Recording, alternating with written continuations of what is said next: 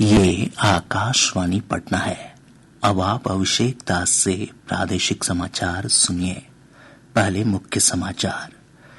केंद्रीय मंत्रिमंडल ने डिजिटल कृषि मिशन समेत किसानों से जुड़ी 14,000 करोड़ रुपए की 7 बड़ी परियोजनाओं को मंजूरी दी। भाजपा के वरिष्ठ नेता और प्रधानमंत्री नरेंद्र मोदी ने आज नई दिल्ली में पार्टी की सदस्यता अभियान की शुरुआत की। कहा, भाजपा संविधान से चलने वाला एकमात्र राजनीतिक दल। पेरिस पैरालंपिक के बैडमिंटन में नीतीश कुमार ने भारत को दिलाया स्वर्ण पदक। योगेश कथुनिया को डिस्कस थ्रो में मिला रजत पदक। और प्रदेश में मानसून के कमजोर पड़ने से बारिश की गतिविधियों में आई कमी।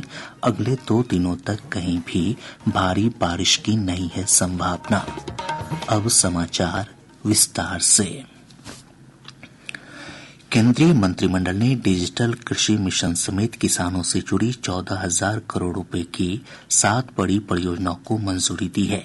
बैठक के बाद सूचना और प्रसारण मंत्री अश्विनी वैष्णव ने बताया कि डिजिटल कृषि मिशन पर 2,817 करोड़ रुपए खर्च होंगे।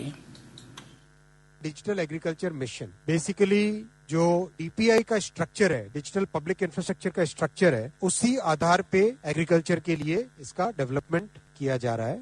इसमें 2 फाउंडेशनल पिलर्स रहेंगे। एक रहेगा एग्री स्टैक, दूसरा रहेगा कृषि decision support system. Agri stack में सारा बेसिक डेटा, किसानों का डेटा, जमीन का डेटा, क्रॉप का डेटा, ये सब रहेगा। और कृषि डिसीजन सपोर्ट सिस्टम में वाटर की अवेलेबिलिटी, प्लानिंग के लिए जो चाहिए इनपुट्स, वो सब, ग्राउंड वाटर की availability, weather related data, satellite से जो आता है डेटा, वो कई तरह के जो किसानों को फैसले लेने के टाइम में जो काम में आती है जरूरत, जो इन्फॉर्मेशन और साइंटिफिक प्रैक्टिसेस चाहिए होती है, वो सारे कृषि डिसीजन सपोर्ट सिस्टम में रहेंगे।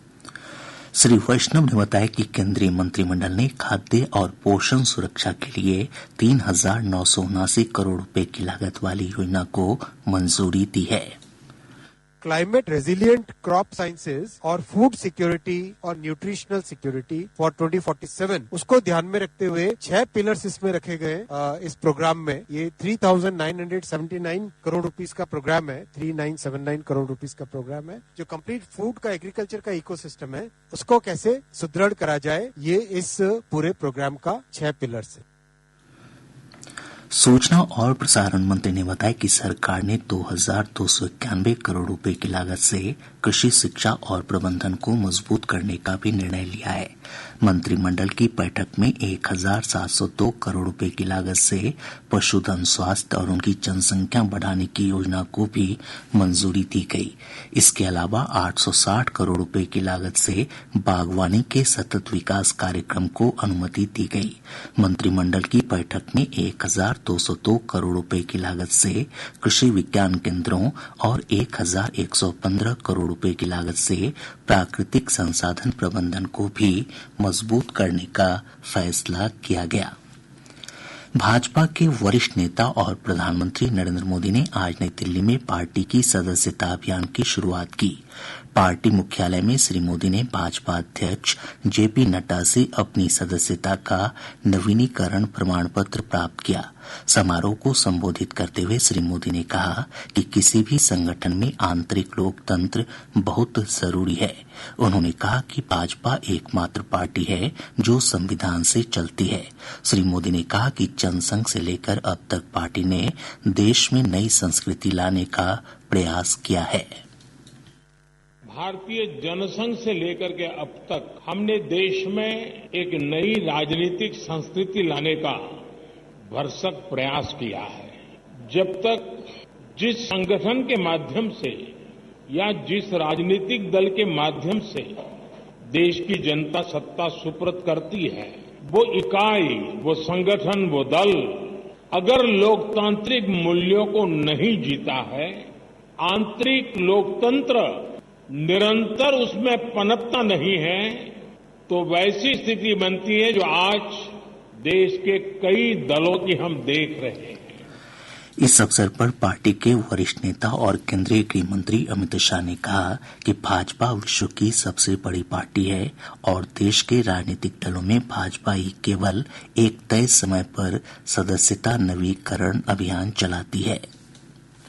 हमारी पार्टी विश्व की सबसे बड़ी पार्टी तो है ही, मगर पूरे राजनीतिक दलों में एक प्रकार से अनूठी पार्टी, क्योंकि कोई राजनीतिक दल आज भारत के राजनीतिक मानचित्र में देखे तो 1500 से ज्यादा राजनीतिक दलों में कोई राजनीतिक दल लोकतांत्रिक तरीके से विश्वास के साथ, खुलेपन के साथ, सातत्यपूर्ण तरीके से हर 6 साल में अपनी सदस्यता अभियान को नहीं करता।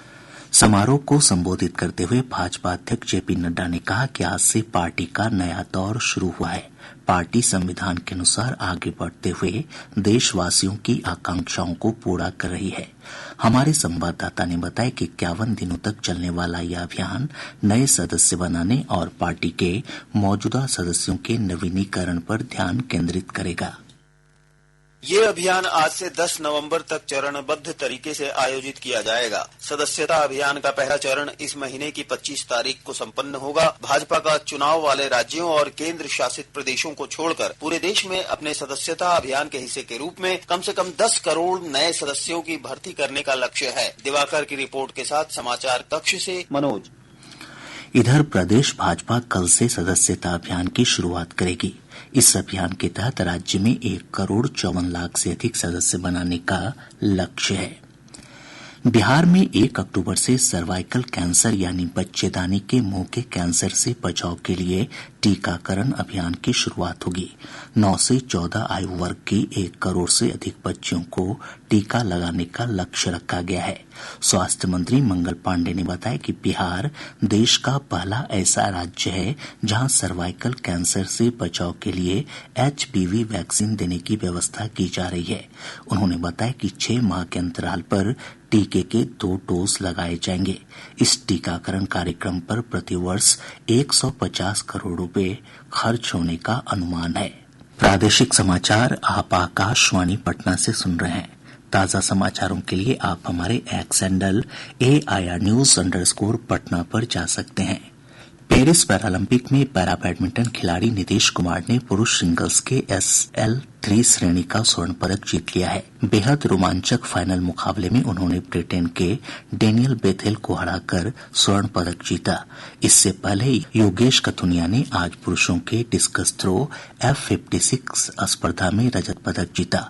अपने पहले ही प्रयास में 42.22 मीटर की दूरी तक चक्का फेंककर उन्होंने सीजन में अपने सर्वश्रेष्ठ प्रदर्शन के साथ लगातार दूसरा पैरालंपिक रजत पदक जीता है। भारत ने पेरिस पैरालंपिक में अब तक 2 स्वर्ण, 3 रजत और 4 कांस्य समेत कुल 9 पदक जीते हैं।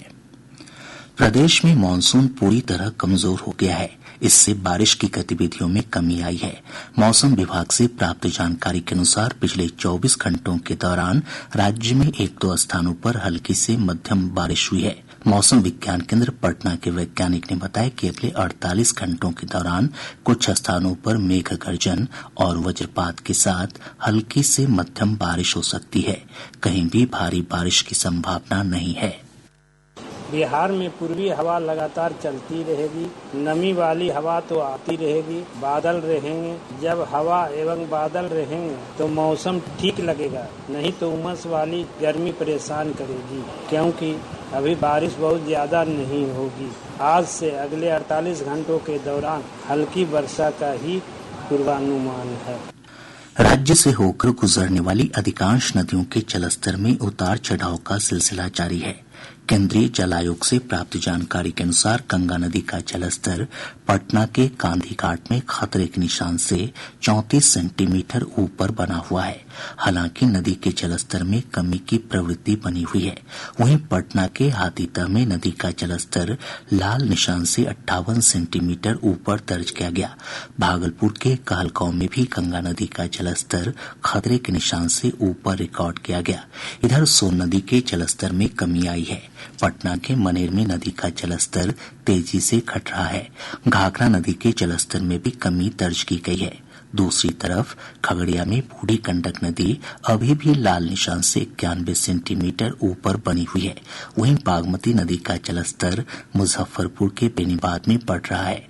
नदी लाल निशान से 10 सेंटीमीटर ऊपर बनी हुई है। इधर कोसी नदी का जलस्तर कटिहार के कुर्सेला में खतरे के निशान से 67 सेंटीमीटर ऊपर रिकॉर्ड किया गया। हमारे संवाददाता ने बताया कि खगड़िया, कटिहार और भागलपुर समेत राज्य के अन्य बाढ़ प्रभावित जिलों में बाढ़ की स्थिति में सुधार हुआ है। निचले इलाकों से बाढ़ का पानी निकल गया है, वहीं ऊंचे स्थानों से भी पानी धीरे धीरे निकल रहा है।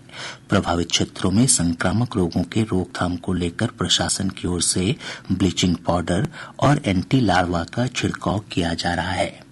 आंध्र प्रदेश के रायनपाडु स्टेशन पर पानी के तेज बहाव के कारण पूर्व मध्य रेलवे ने दानापुर से बेंगलुरु के बीच चलने वाली संघमित्रा एक्सप्रेस को आज रद्द कर दिया है।